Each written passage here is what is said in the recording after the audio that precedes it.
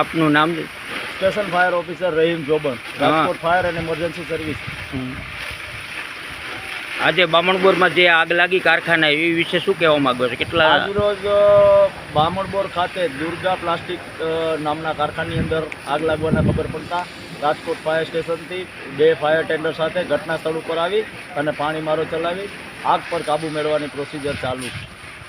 ક્યારે આગ લાગી એવું કંઈ સમાચાર? આશરે 10:40ની આસપાસ અમને કોલ હતો.